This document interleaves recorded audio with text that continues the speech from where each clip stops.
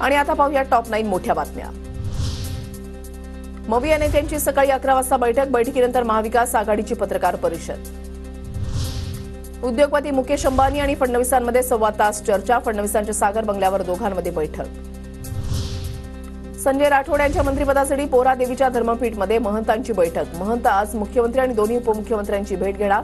संजय राठोड यांना मंत्रिपद देण्याची मागणी करणार।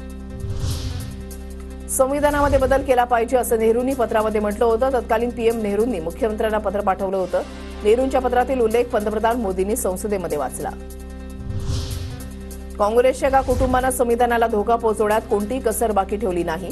या कुटुंबाची कुविचार, कुनीती, कुरीतीची परंपरा। पंतप्रधान मोदींचा गांधी कुटुंबावर घणाघात। राजीव गांधींनी कट्टरपंथीयांना साथ दिली। राजीव गांधींनी देखील संविधानाला मोठा झटका दिला। मोदींची टीका। मोदी संसदेमध्ये नवीन काही बोललेले नाहीत। मोदींचं भाषण कंटाळवाणं। प्रियंका गांधी यांची पंतप्रधान मोदींच्या संसदेमधल्या भाषणावर टीका। शाखा प्रमुख आणि नगरसेवकाच्या पातळीचं मोदींचं भाषण होतं। पंतप्रधान मोदी फक्त ब्लेम गेम खेळ खेळत होते। मोदींच्या संसदेमधल्या भाषणावर खासदार प्रणिती शिंदेंची टीका। ईव्हीएम देशातून गेलं पाहिजे, यासाठी पावलं टाकली पाहिजेत। लोकशाही धोक्यात, ईव्हीएम विरोधात उभं राहिलं पाहिजे। जितेंद्र आव्हाडांची प्रतिक्रिया।